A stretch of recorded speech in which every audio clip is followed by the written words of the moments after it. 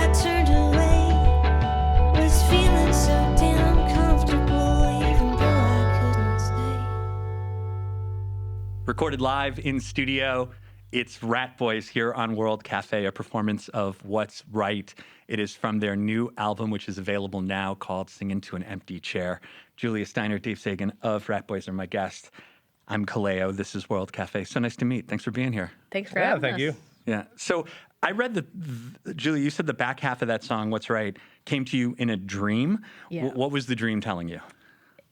Well, it was honestly very cosmic and kind of this like psychedelic experience where I had this dream where I vividly met myself, someone who I knew to be me, but this person didn't necessarily look how I look, you know, and he was a man. But I knew He was you. in that he was me in my heart. And it was a very comforting, reassuring, like beautiful experience. And I very rarely remember my dreams. And I honestly don't put a lot of stock into dreams much really at all. I kind of just believe it's like your brain's dishwasher, like just, you know, Working churning things through out. it. Yeah. Exactly. But yeah, this one though, really, I woke up and had this like immediate gut feeling that this was something I wanted to remember. And yeah, managed to kind of just write it down, really just singing it aloud. Yeah. Wow. So I was going to ask, it's like, I've always heard like this idea came to me in a dream, and it doesn't always manifest itself the way you might think, like words flying out of this. So this sounds like a one-of-a-kind kind of situation. Definitely. I don't ever expect this to happen again. And it's just such like a kind of writerly cliche. I feel like so many songwriters have had this experience, and I never really thought it would happen to me because usually when I have an idea in a dream, I'll wake up and kind of sing into a voice memo on my phone, and I'm like, oh yeah, perfect. I got that one down. And then I'll listen back later and it just sounds like, you know, like just like completely like unintelligible, like whisper mumble. So it was one experience for me. That's really cool. It reminds me of the old Mitch Hedberg line, which was that if you have an idea that comes to you like while you're lying in bed or asleep, you either have to like it enough to get out of bed to write it down, or convince yourself what you came up with wasn't good enough to get out of bed for. That's funny. Yep, that's pretty much it. I'm trying to get in the habit of forcing myself to write those things down, but I love sleep, so it's hard. It's hard to argue with that. Hard to get up. If you're just joining us, Dave and Julia of Ratboys are here. The new album is called Sing Into an Empty Chair. Describing this record as a quilt was something that kind of I really appreciate, because it feels like listening to this album takes you on a journey, and there are a lot of different places it kind of stops off. But where did the sort of idea for a quilt, as a representation of this record come from?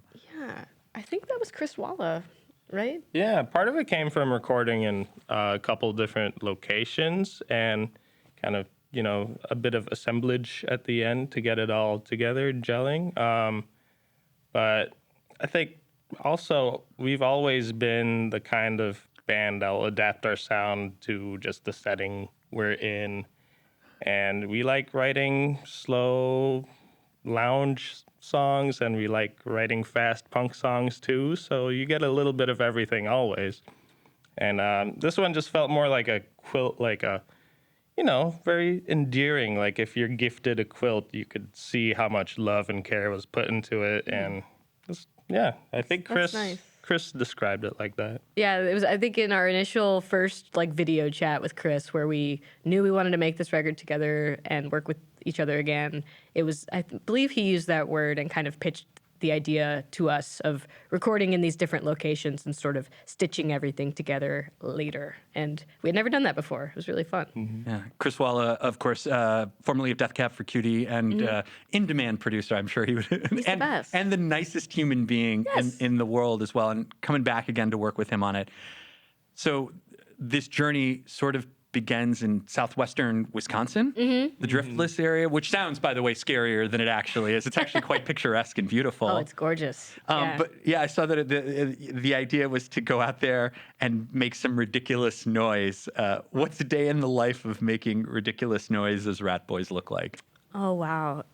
actually pretty domestic, I guess. You know, Yeah. we were living in the house together. We got to go up to this cabin twice. Mm-hmm. So we went up in the spring of 2024 and wrote and demoed a lot of the songs up there. And then pretty much a year to the day later, we were up Wow. there recording with Chris and actually getting takes that we wanted to put on the album. And the songs were finished at that point. And so, but both trips were kind of similar in the sense that we were, you know, living under the same roof together and cooking meals and watching, you know, we would watch Kids in the Hall at night to wind down, or like different DVDs that they just had at this cabin, because it's just a vacation rental, you know, so they had like family DVDs. We watched this movie called The Astronaut Farmer with Billy Bob Thornton. That was a great detour quality. Yeah. And, That's one way to describe it. That movie was so bad they would put that on the back of the box, I'm pretty sure. They should. I would be thrilled. It was a very like great way to let loose, just watching a bad movie. You know? All right.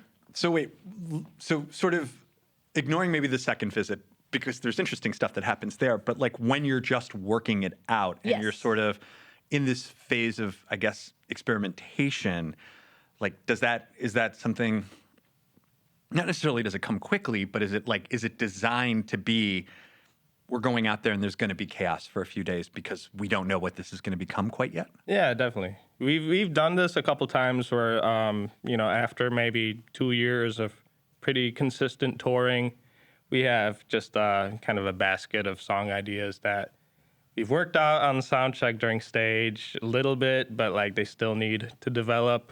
Little nuggets. Yeah, and so part of it is going to a kind of remote place, like getting a cabin somewhere, is really opening.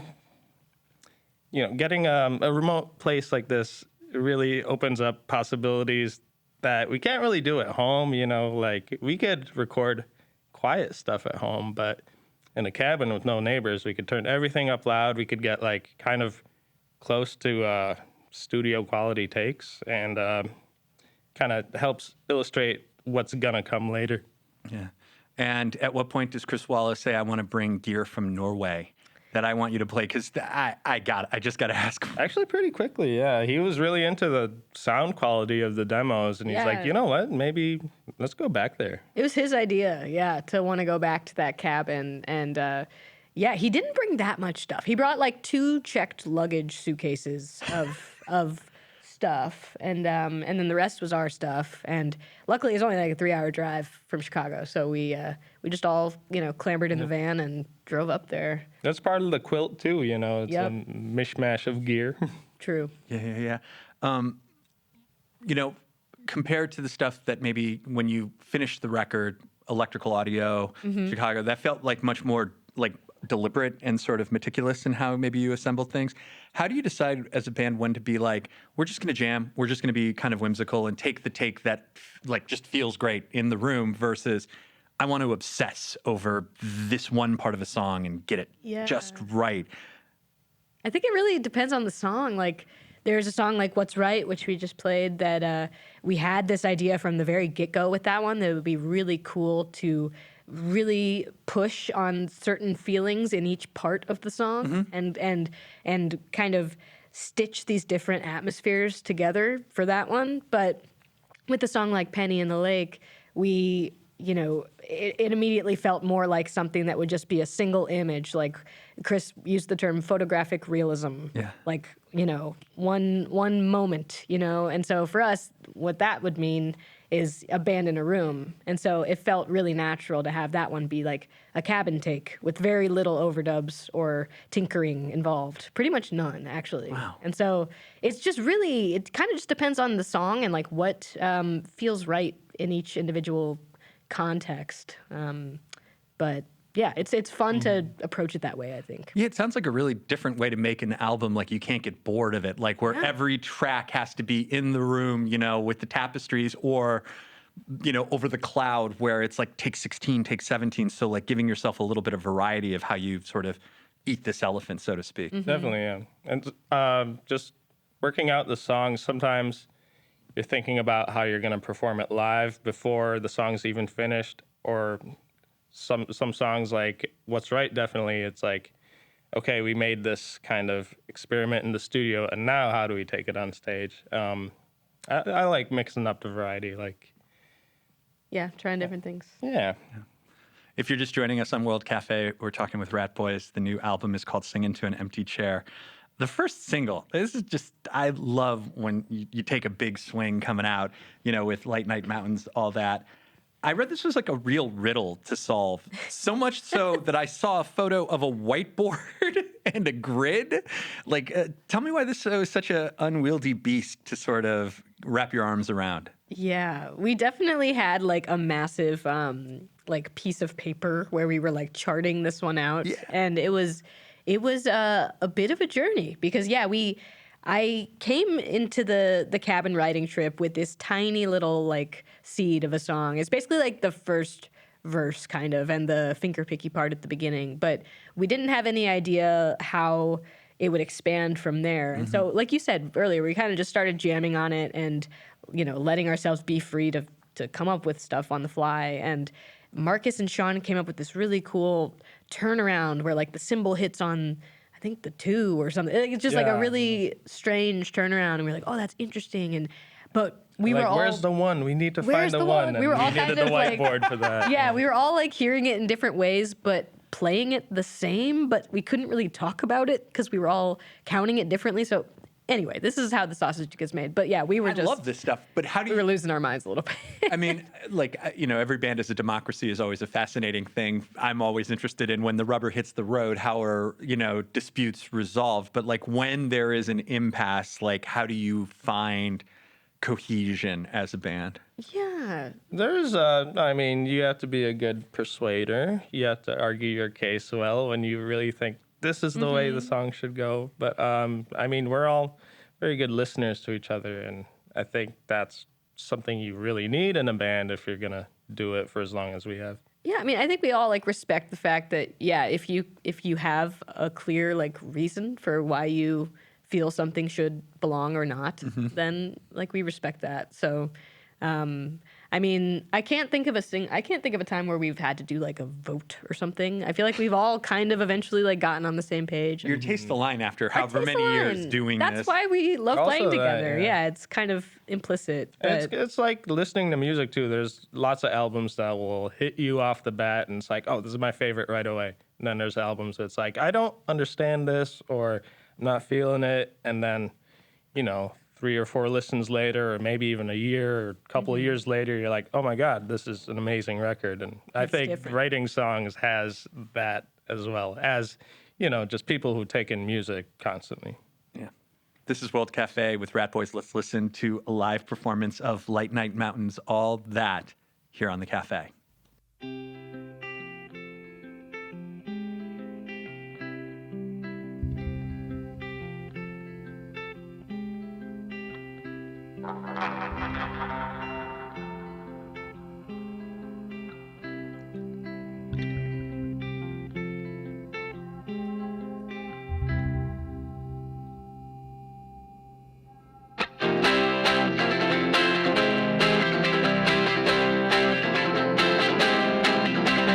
Reach around the cornerstone of your mouth, your broken hollow home.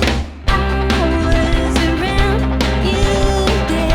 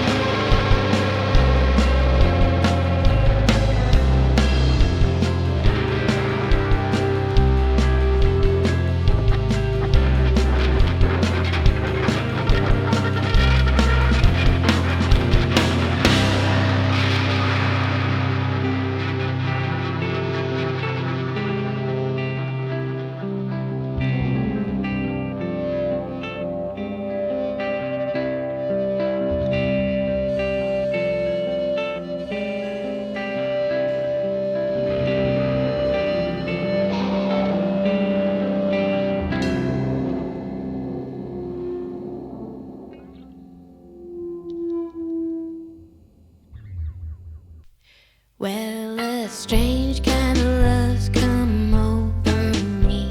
I don't exactly know what it should be, but I chase away all the negative thoughts, 'cause a strange love's come over me, yeah. A strange love's come over me.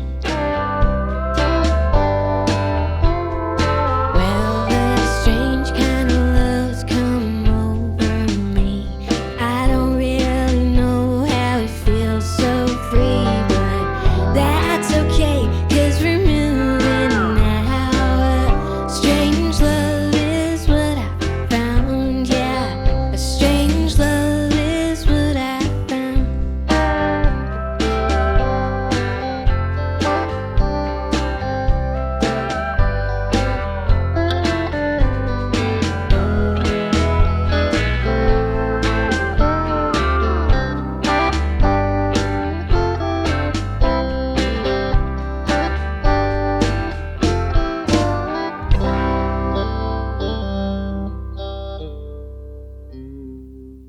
Now it's 2:30 in the morning.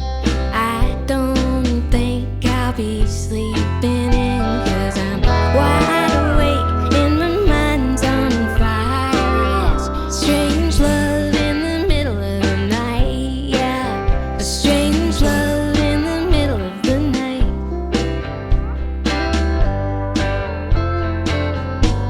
Well, giving up is hard to do when I see your face inside me too. So I take a swig and roll the dice. It's a strange love, gotta hold on tight, yeah. A strange love, hold on for dear life, yeah. A strange love, gotta hold on tight.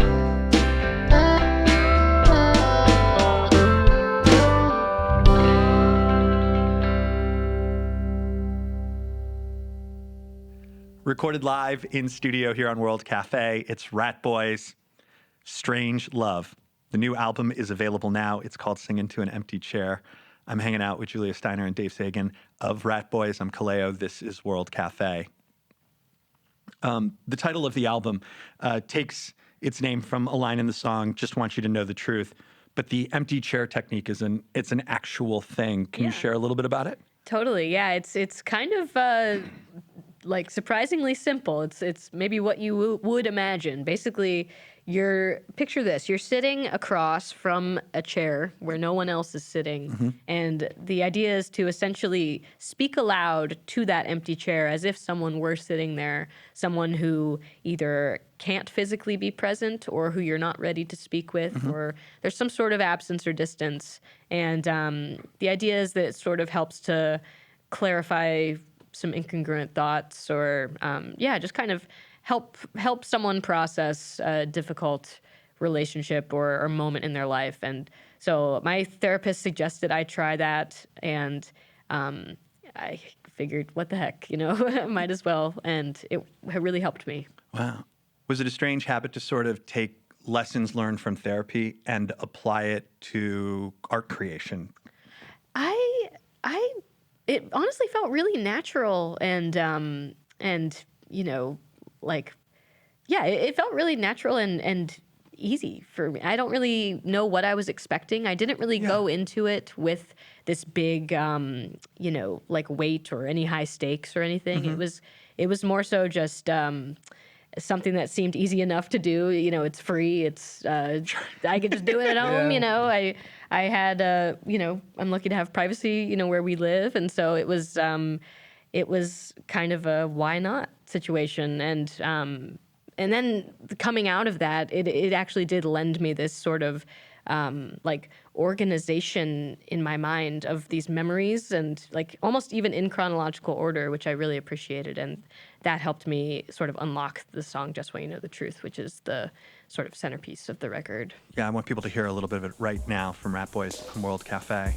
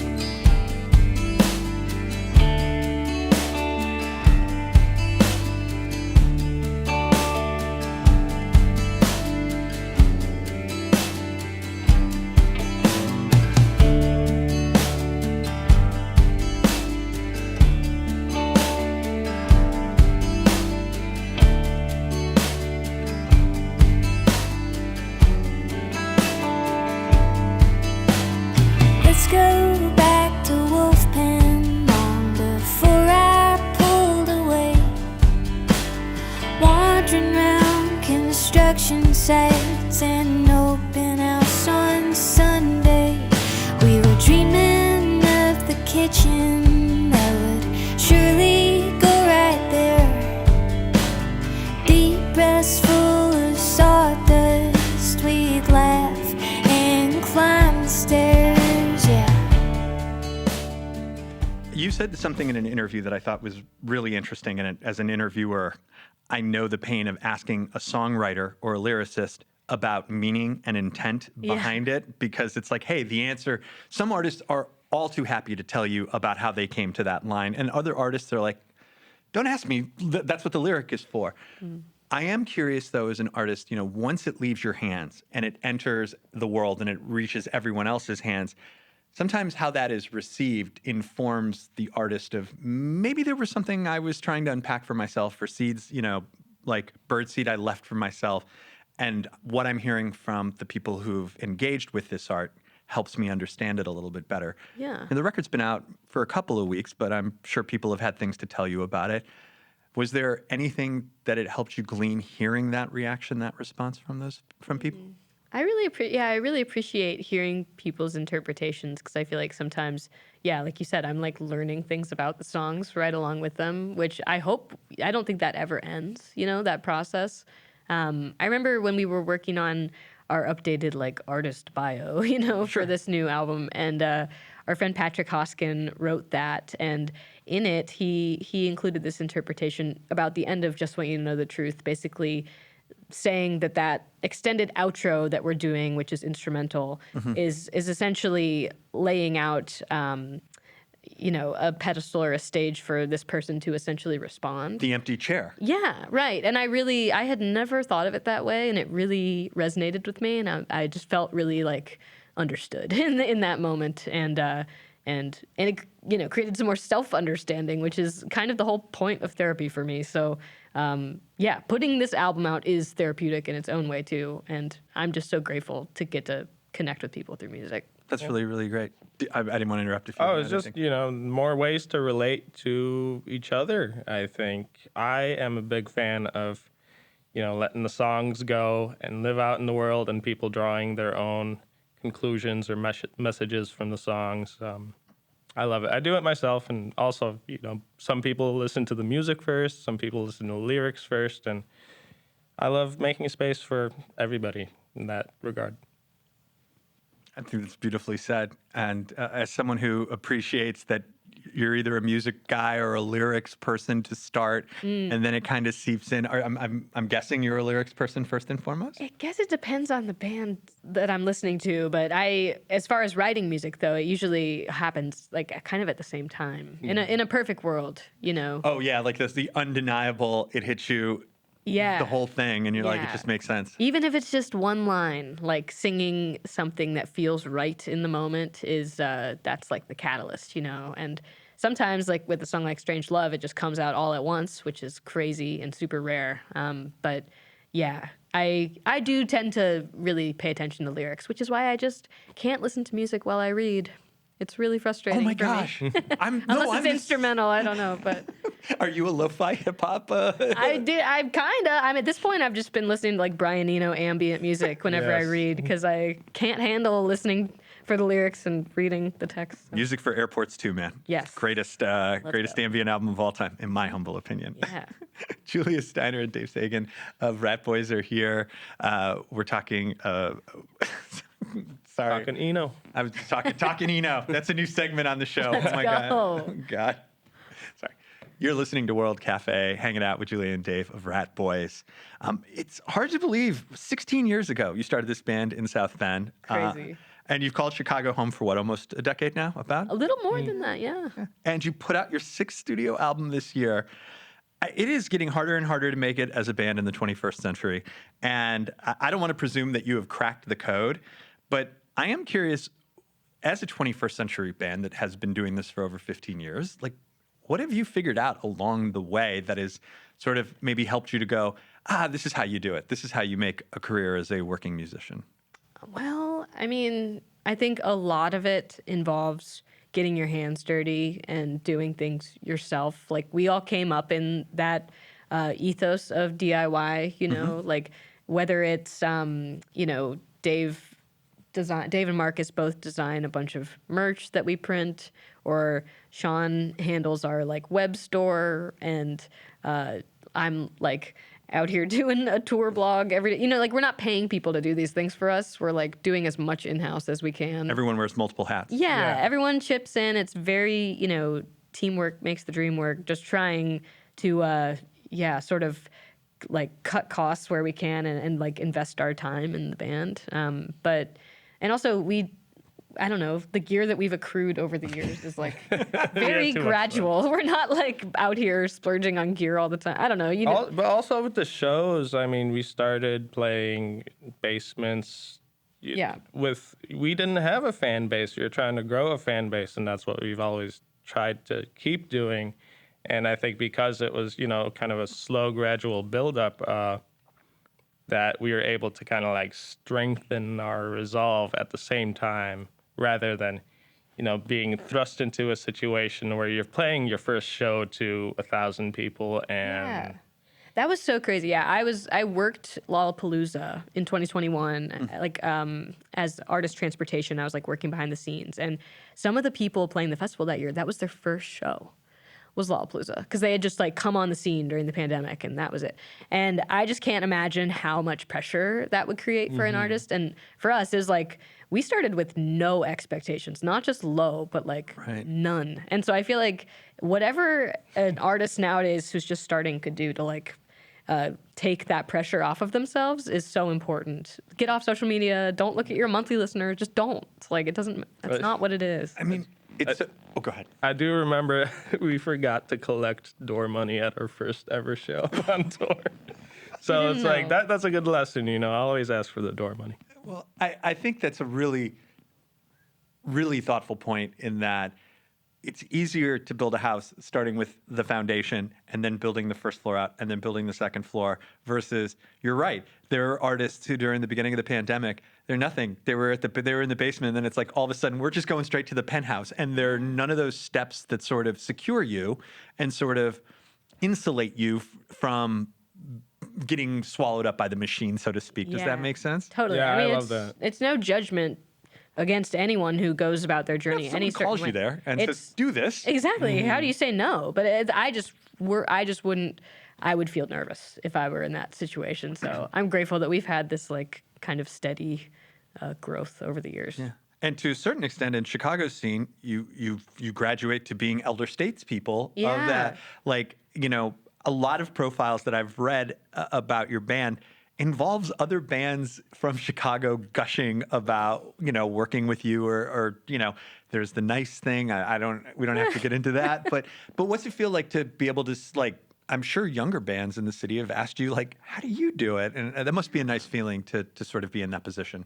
It's really nice. I mean, I'm so grateful, and it's a very collaborative scene in Chicago, and so anything that we can do to keep that going is really, exciting and makes us feel proud to live there. And there's so many great young bands doing it. So and we love giving back because we have received so much when we were starting out. So any way we could help is fulfilling to us. It feels like that. This might be a touch, I don't know, maybe not, but like Chicago in the 90s for alternative, like was this just incredible heyday of Veruca Salt, Smashing Pumpkins, Liz Phair, all the Steve Albini stuff. Lounge acts, It feels like there's something in the water, with Sharp Pins and Sen Morimoto and Kaina and Bridget Calls Me Baby. Like it feels like there's something building there. Do you sense that? I know it's so hard as a touring band to like get a real like sense of the energy, but does it feel like that? Oh yeah, I mean we were home pretty much all of last year. So we were, when we're home, we're like going to shows probably once a week, if not more. I don't know. Yeah, there's just like great shows happening every day. You don't even need to look at the calendar, and you could just walk into any venue, walk into the Bottle, walk into Shuba's, and there's going to be a great show, great band playing. Yeah. And Chicago has so many venues. I think that's part of it. Maybe comes from just the city's musical past with, like blues and night records, chess records. Yeah. But the venues have stayed around. That's like the lifeblood of the scene, the venues. Some good ones and some bad ones too. Of course. Won't be naming the bad ones.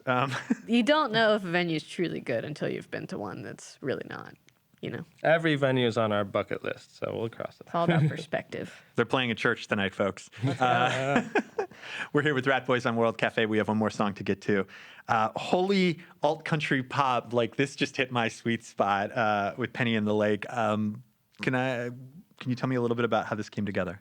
Yeah, so Penny in the Lake is a song that I wrote sitting outside in our backyard. I think it's the only time I've ever had the presence of mind to work on something outside. I'm not one of those troubadours who walks around with a guitar everywhere I go, and so It's a divisive approach. yeah, I don't really do that. But I that day it was just so beautiful outside. The Chicago summer is very magical, as you know, as someone who grew up Yeah. there. And so it was very just perfect opportunity to just have a little backyard jam. And so my goal for that song was truly just looking around me in 360 and just trying to document what was happening in our backyard. There's just so much going on out there in the summer. It's just so alive, And then I was sort of imagining this crazy backyard party, and Which we have had, on 4th of July. So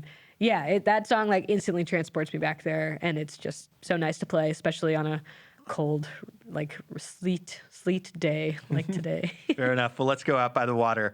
Here's Penny in the Lake. It's Ratboys on World Cafe.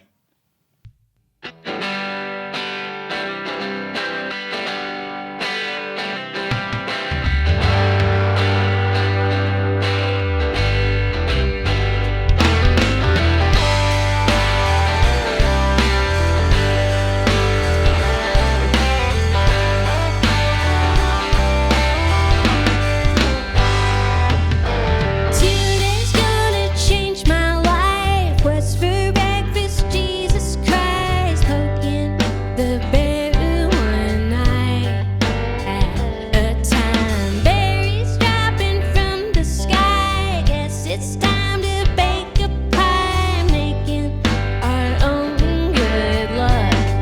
Now there's a penny in the lake, but it's not what I bought. Just someone's wish they forgot. There's a penny in the lake, but it's not what I thought. Just someone's wish they forgot.